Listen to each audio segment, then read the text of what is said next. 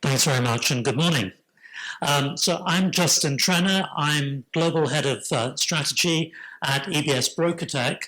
And just not so much an advertisement, but just to summarize my background relevant to this subject. For about 20 years, I ran a consulting firm providing research and analysis and analytics to mainly the major sell-side firms and some of the regional banks. And the firm was called Client Knowledge, if any of you ever came across it. And about 10 years ago now, my friend John Ely, who ran a firm called Hotspot, that some of you will be familiar with, recommended I read a book called Moneyball. And Moneyball, you've probably seen the film, but I can tell you the book is better. And the book I would regard as essential reading for anybody in our industry. What does Moneyball talk about? Moneyball talks about the idea that baseball, everybody knew what a good pitcher looked like. And for those of you who, like me, are not American, I'm assuming you won't know what a good pitcher looks like. But everybody knew that when somebody walked up to bat in a certain way, he was a good hitter. But you also knew that you paid a lot for talent. With all of those received wisdoms and the people who had grizzled nails and grizzled cheeks, who'd been in the industry for years and years, the industry, the business, the game was totally set up to favor guys like the New York Yankees who had pots and pots of cash. And what some bright young spark, who we would reasonably in our industry call a quant, figured out was that nobody was really looking at the data. And the data suggested that the guy who pitched with the right cut of his jib, the right stance, wasn't always the guy who made it to be a successful pitcher. And the guy who hit the ball with the right attitude wasn't always the right guy. And one thing that stood out in my mind from the early part of the book, in baseball, the idea is to score runs. You score runs by getting on base and going around all four bases. And there are fundamentally two principal ways you get on base. One is by hitting the ball into play and making it to first base without getting out. The other is by standing there while the pitcher misses the target zone for the pitcher and standing there long enough and hitting away enough pitches that eventually you get what's called a walk, that the pitcher hasn't pitched accurately enough for long enough. And in general, in baseball, people didn't value those guys who drew walks anything like as much as they valued the guys who got hits. This quant realized that if it's about scoring runs, those two events should have equal value.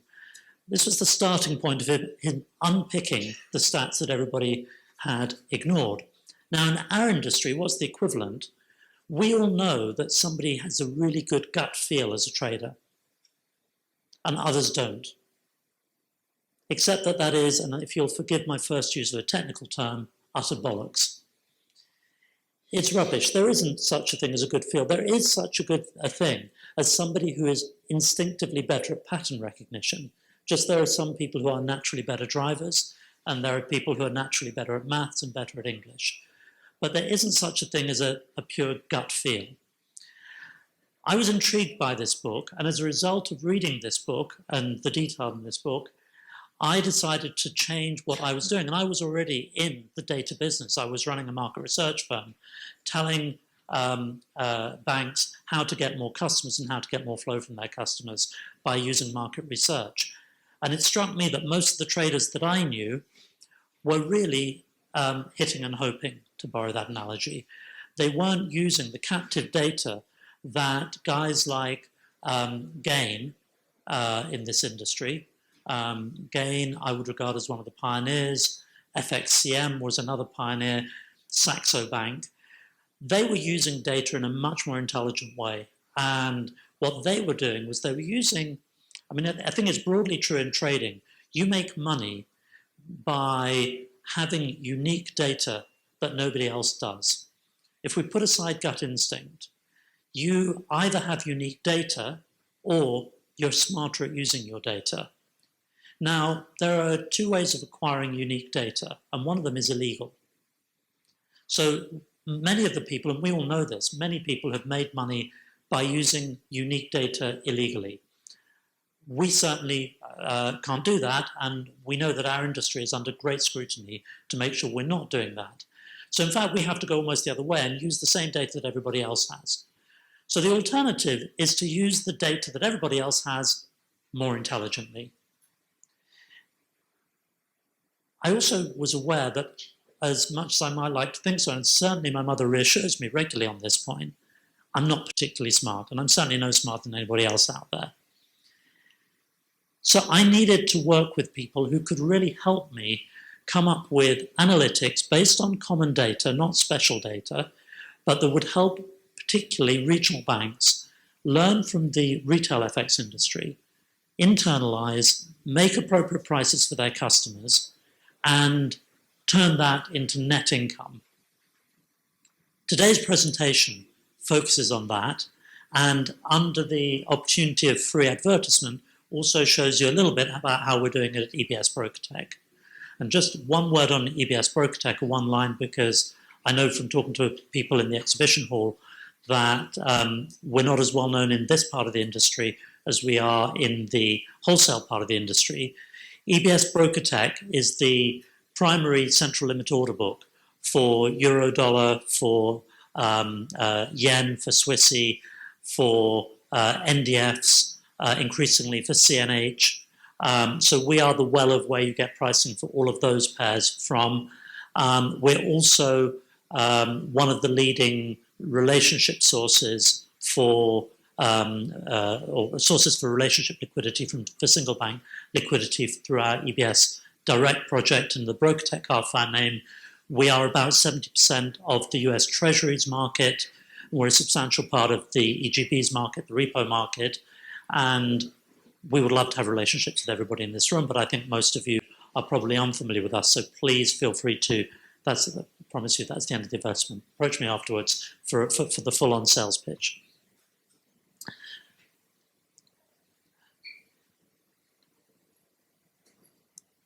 So what do we know about data?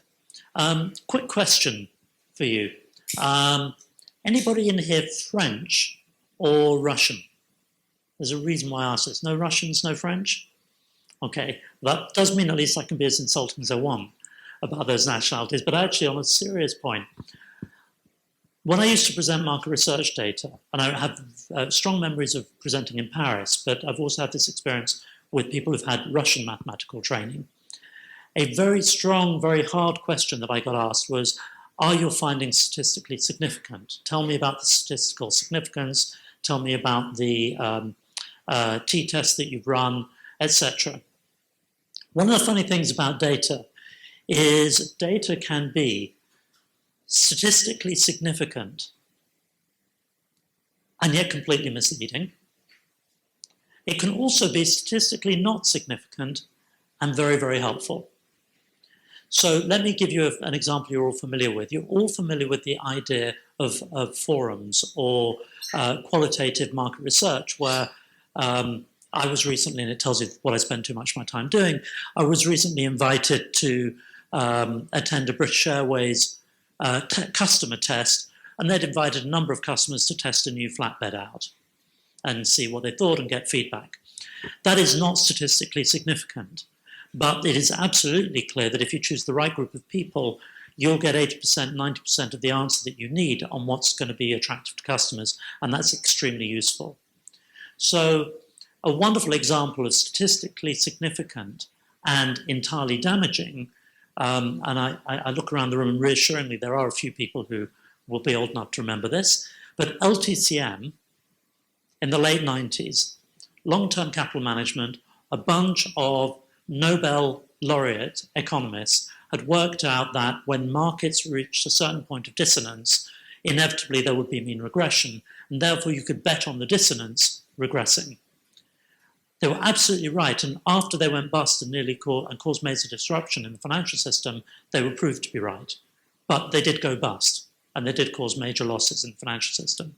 Statistically significant and entirely unhelpful. So, what is data there to do? Data is there to draw us a better picture of the world, but not to discard our experience. It's there to get us to someplace we need to be quicker than we would otherwise get there. So here's a really good example. And we'll look at an illustration of this. How you should price your customer should be impacted by how your customer trades with you. So if your customer, and if just to give me a sense of what people in this room do, who here is part of a retail broker? Who here works at a retail broker? And who here works providing technology to retail brokers? And who here is part of a liquidity venue or liquidity platform or prime broker? Okay, thank you. So if you're a retail broker, you're responsible for making a specific price to your customer. If you're a technology vendor, you may be involved in the value chain of creating that price. There are two ways of discovering the price to make to your customer. You can notice that the first one is you just give them a standard price and you fail to notice whether they tend to trade with you in a way that you make more than your intended profit, less than your intended profit, or about on a par. That's obviously the worst thing you can do. The second thing is you can notice that you make less, but you can take quite some time to figure it out when you just realize over time, because you've done that pattern recognition by accident. That's very expensive. Or you can put in place the systems to track. And I know a lot of the best retail brokers have these systems off pat, but some of them don't, and we see that when the liquidity comes through. There is a reason why the major banks are really thrilled to price retail customers, because the retail customer we know, Mr. and Mrs. Watanabe, the Belgian dentist, tends to trade in a way that leaves profit on the table for the liquidity provider. So the question is, do you understand that if you're the retail operator? It's fine to leave that profit on the table, but you want to understand it so you know the value you're giving to your liquidity providers so you can reclaim part of it, maybe if your customer's part of it, for your own profit book. So how to make prices to whom? The flip side of that is how your liquidity providers are pricing you. Do they move the market unfavorably against you and seem to impact the rest of the market when you trade against them in certain circumstances? Or do they give you consistent pricing? Is there a size above which they move the market against you? Is there a trading circumstance in which they move the market against you? Do they treat you consistently and fairly? And then last but definitely not least, I think that those of you who are providing derivatives will all be very well aware of this, that in Europe, we're about to get something called MiFID II, which comes in January 2017. MiFID II will require you to show for all qualifying customers that you deliver prices to how you got to that price. In other words, it'll require you to show pre-trade pricing you were making before that trade, pricing afterwards, store data, show that you're compliant. And we know that the regulators often come in, CFTC in America, and look at your behavior. You need to store that data. So it's a very practical exercise, this data analysis business, this research business. It's not a university modeling exercise. So I've covered a lot of this earlier on, but the key point on this slide to take away is we need to build in, and we've learned to build in these tools to our platform. So the examples I'm going to give you are based on the material that we actually have. It's all anonymized, but it's all real. Just want to share that with you. This is all real data. As Jonathan said, by the way, do feel free to stick your hand up and throw out questions, because otherwise I'll keep going like a freight train and leave no openings. So the starting point, knowing your customers means capturing every trade accurately. What does capturing every trade accurately mean? I can't tell you the number of both retail firms and wholesale firms that I've been into who do have databases of the trades they've done, but the databases they have of the trades they've done have totally unreliable timestamps. So what's a reliable timestamp? A timestamp needs to be measured to the millisecond. So I'm going to give you, just to throw out a question, top of your mind, is it useful to have a timestamp down to, I'm going to give you three options, sort of 20 milliseconds, down to 1 millisecond, or down to 20 microseconds. That's the division under the millisecond. So all of those of you who think that the main utility is around the 20 millisecond mark in the retail space. Okay. The 1 millisecond mark of accuracy and the 20 mics. Okay. So I gather that 90% are in the don't know or uncertain. Does anybody here think that the accuracy should be different than those three options that I mentioned? Does anybody want to? Okay. So let's look at those three options.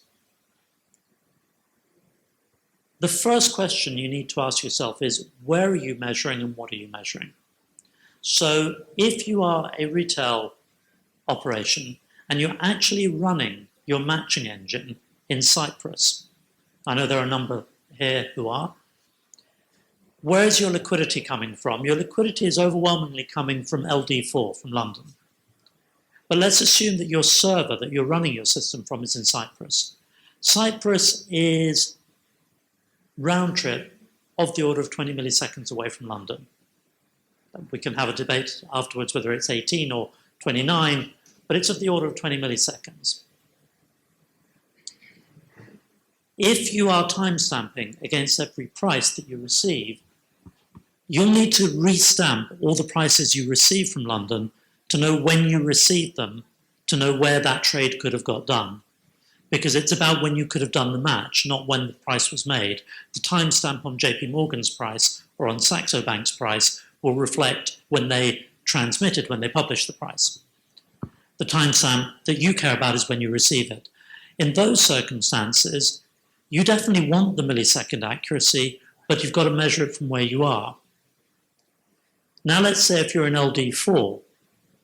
If you're in LD4, or indeed NY4 or TY3, and that's where your liquidity is coming from, then again, you care about the most accurate price you could have traded against. Again, 1 millisecond. The only circumstances where you should care down to 10 mics is if you're really engaged in high-speed trading, and those of you who connect into LMAX, amongst other places, may well be involved in high-speed trading. And then you will want to know what happened in the immediate period around the price.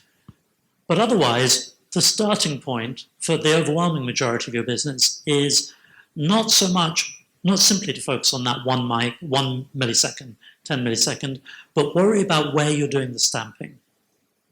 Don't rely on the stamp on the ticket that came into you, but rather the events around your matching engine, and worry about the time it takes to go from your matching engine to send the trade to the liquidity provider, and indeed for them to send their price to you.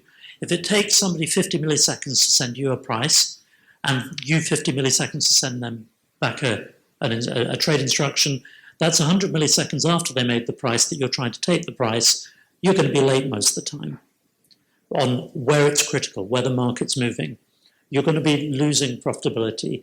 So we start by timestamping accurately, and from that timestamp, knowing what the real profit and loss was against the available market price.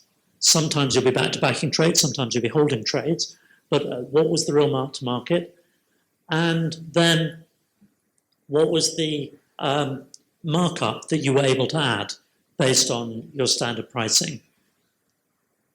If you know that, you can then start to do useful things with your data. You can put together a dashboard. This is all, again, I said I wouldn't do any more advertising, but this is all available to EBS BrokerTech customers who use our relevant systems. You'll be able to see for every customer who trades with you what their trade pattern has been over the last 7 days, last 30 days and today, You'll be able to see what their hit ratio has been over a given venue. You'll be able to see what their mark-to-market profit was and what the markup profit was on that customer. And I can tell you that you can also look at their diffusion or the time decay value of their flow. So you can see that this is a customer, the red basically tells you that this is a customer who makes us money when they trade with us very consistently over an extended period, but actually loses us money if we hold on to the flow. Tells us something really useful. We need to price them appropriately and then get rid of the risk. This is, I appreciate, news to some people and not news to other people.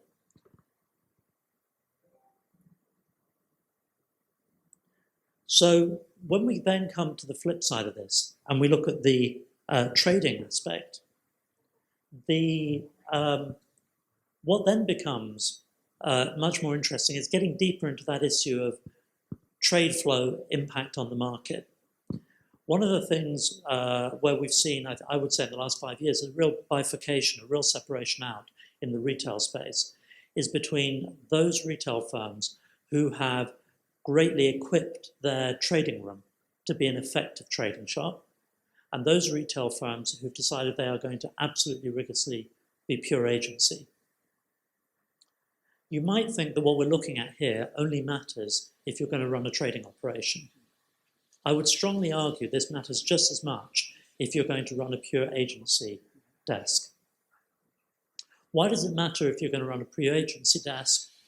Because if you're going to run a pure agency desk, the success of your pure agency model is totally dependent on the liquidity providers who give you liquidity loving your flow. The way that you're going to win as a pure agency retail shop is by having tighter prices and by being consistently able to take a small margin from the trades. Sorry if I'm sounding like I'm teaching you the obvious, but if you're going to do that, that's got to be dependent on your liquidity providers being very happy to give you consistent flow. If you're going to actually hold the risk, then you better understand what happens when the flow hits you. You better understand the spread that you're receiving, how that spread varies, and how it varies against the volume in the market. And one of the things that's interesting on this graph is this also a pointer? Can I use this? The red button. That one. There you go. Sorry, go back again. Here we can see the trace of spreads, and the green bars are the volume traded. And what we can see is no big surprise that as the market's liquid, spreads are lower and they're higher when the market's illiquid. But when the market is most liquid, the spreads go up. And we want to see whether we made money or lost money through that period, whether we were trading correctly with the right customers, and which of our LPs maintained our prices better. So we know which of our LPs to favour in the way that we build our price out to our customers. Here we're looking at the same as a deeper dive in the mix of the buy and the sells, and against, again, the spread in the market. So looking at the kind of market impact data in detail will help us understand the fill rates that our customers can expect, and then tune the liquidity we receive to give them good fill rates against people who react well in different market conditions. It will allow us to provide, if we're running a trading desk, some modelling of expected outcome versus actual outcome. And if we're not running a trading desk, or to the extent we want to provide this service downstream, to provide a service to your end customers where they can provide analytics, see analytics on your desk. And I know there are technology vendors here who are providing these kind of analytics. And it can allow us to look at our transaction costs, both not only in the sense of the spread that we're paying, but also in the sense of the market impact. Because if what we're doing is we're doing trades that are meant to be parts of a sequence of trade, I don't know, for example, time slice, we care greatly if our trades have a near-term market impact, and that makes the next execution more likely to be further away from where we wanted it to be. So once we're armed with that data, it's going to affect who the relationship between the liquidity provider and the liquidity consumer. It's going to affect whether we can do some kind of a deal, a fixed spread deal, and we will understand whether that should be attractive to the liquidity provider. And it's going to affect how liquidity consumers choose to access and indeed algorithmically execute their flow. So just to open the kimono a little bit, but share with you some of the things that we are working on for our customers. There are a lot of people out there with great execution algos, time slices, risk-adjusted time slices, with all sorts of fancy and funky names. Simple icebergs, complex icebergs, and so on. It's not just about having the algorithm, it's actually knowing when to deploy a given algorithm. So that's one of the areas that we're working on, helping to provide analytics and insight around that. Very big area is demonstrating best execution. So those in the retail space, and obviously a lot of retail space, and Saxo is a terrific example of this, a lot of the retail space crosses over into the wholesale space. The most successful retail shops are often providing institutional liquidity. And you're going to need to provide transaction cost analysis associated with the trades.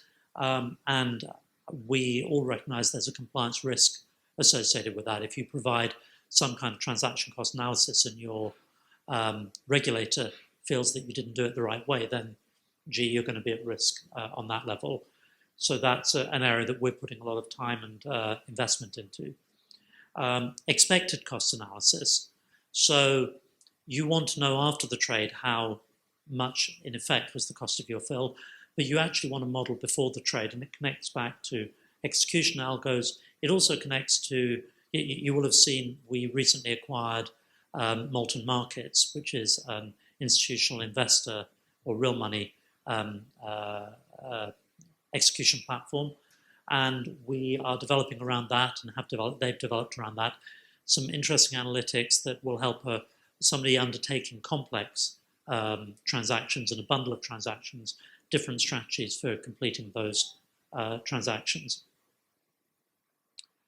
Risk-adjusted pricing models. So I mentioned when I, in client knowledge, got into providing heavier duty analytics and more quant-based analytics.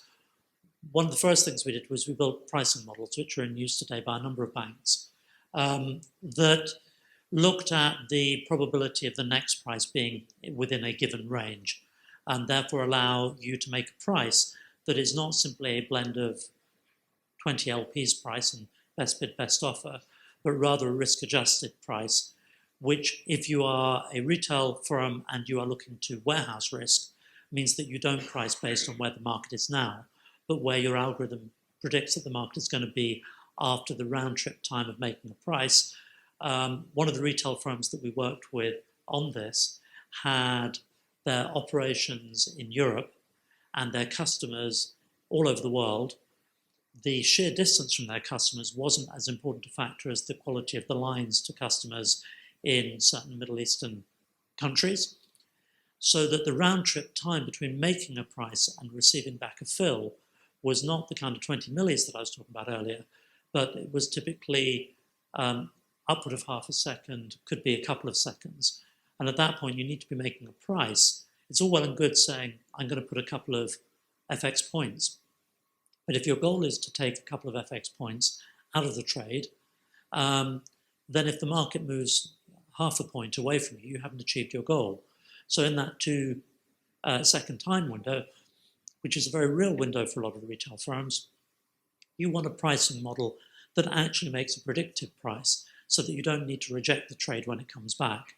You can actually give the customer the fill and make your margin. So risk-adjusted pricing models, and then analytics that will reduce the cost of the predictive cost of externalization and allow you to internalize when it's really value added, but not when it's not. So if the real euro-dollar bid-offer spread that you could touch is 0.2, and that's obviously, if we assume euro-dollar is at 1-to-1, which it clearly isn't, but let's assume it is to make the maths easy, we can call that $20 a million. If the internalization algo is achieving you $12 a million, it might be just about worth using internalization. You're getting $6 a million per side, but it comes pretty close then to not be worth internalizing. You might as well hedge and carry no risk. So providing you execution that can allow you to externalize your flow and achieve the same profitability or near to it with less risk, or determine whether you should internalize your flow. That's another area that we're putting a lot of work into, understanding our customers' flow so that we can provide them execution options that will allow them to make a living and allow us to make a living. So these are some of the more sophisticated approaches. So what are some of the common themes here?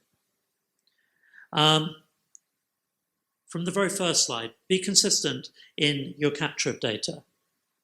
It's no good capturing data approximately. I hope I illustrated why, even if you don't know what you're going to want to do with the data, you want to start by capturing it down to the millisecond. There could be cases for down to the microsecond, but the investment and effort probably doubtful. But make sure you're capturing timestamps that are relevant to the way you run your business. And that's all about when you see events, and then know the time it takes for events to occur within your system. Send fills out to your liquidity providers, get the fills back. Interrogate the data with an open mind. My favorite example of this, I don't know if David would remember it, goes back 20 years, and actually the very first presentation I made of data to David Puth, who was then at Chemical Bank and now runs CLS, an exceptional figure in our industry. And I presented to him that his customers, his corporate customers in America at that point, were typically getting 3 or 4 quotes on every FX trade they did. And he very boldly said, not my customers, they wouldn't be worthwhile for me to trade with if they did. And I ran a cut of the data that showed that if I excluded everybody who wasn't a customer of chemicals, so only his customers, it was absolutely true. It's a very simple example. You need to be open-minded about what the data tells you. But you need to separate correlation from causation. 2 events happening regularly together doesn't mean that the one caused the other. This is very basic philosophical logic. It's also very basic trading logic. And so separating 2 events occurring from one causing the other is critical to our analysis of data.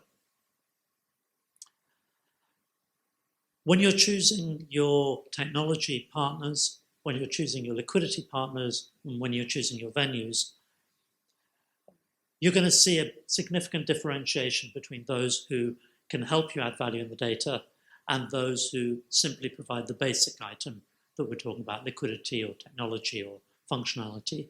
So keep in mind that you need to exploit the data in the system.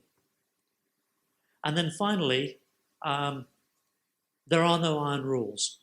A lot of money got made by a lot of people based on correlation between commodities and currencies, between different currencies, the carry trade.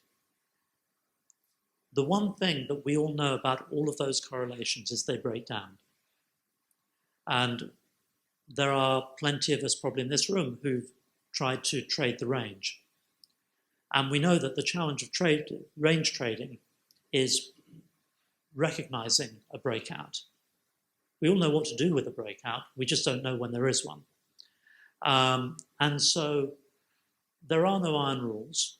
The stats are going to be a guide, as I started by saying, but they're not going to be the cast iron safety net, if you can have a cast iron safety net, that are going to run your business for you. So the German regulator last year brought in a rule that said that nobody in Germany in a bank could run any kind of algorithm without having eyes on the machine at all times. That might seem obvious, but we all know the idea of black box trading could be described as you have a machine, you let it run, and you let it run as it may. That way lies disaster. I'm going to finish with my favorite illustration of this, which is Captain Arthur Sullenberger. who landed the US Air flight on the Hudson River in New York, now probably about 3 years ago, maybe 4 years ago. The US Air flight took off from LaGuardia Airport, was hit by a bird strike, and he achieved something that, in fact, no pilot, we've all heard the safety briefing. If the airplane lands on water, you know what you're meant to do. You're meant to go down the slide without your heels on. You're meant to make your way in an orderly way to the exit. You're meant to use the flotation device under your seat. So far as I'm aware, until that flight landed on the Hudson, there was no example of an airplane actually safely landing on water. Not one. Why was he able to do it? He was a hugely experienced pilot, but that was only part of it. He had read up, as luck would have it, on every example of an aeroplane because that had attempted and failed to land on water. It happened to be an obsession of his since he had made his first flights in farming territory in crop dusters. So he knew why all those planes had failed. But he also knew that as a human being, he couldn't manage all the controls necessary to bring about a safe landing. So he knew what his technology could do for him. He knew that his autopilot was destined to crash the plane left to itself because to avoid a stall, it would come in too steep. He, on the other hand, understood that the autopilot would take care of keeping the wingtips level. Really hard to do. So he could focus on the angle of approach and the speed of approach while letting the wingtips get handled by the autopilot. And he landed safely. Message for all of us, technology is fantastic. It's cheaper and better than it ever has been in our industry. We can do amazing things and be very profitable, but we need to keep our hands on the stick and understand the technology. Any questions? I've stunned you all into silence. Well, thank you very much indeed for your attention. I'll be around for the next couple of hours, so if you have any questions that come to mind, or indeed you'd like to know more about EBS BrokerTech in this space, please feel very free to approach me. Thank you very much.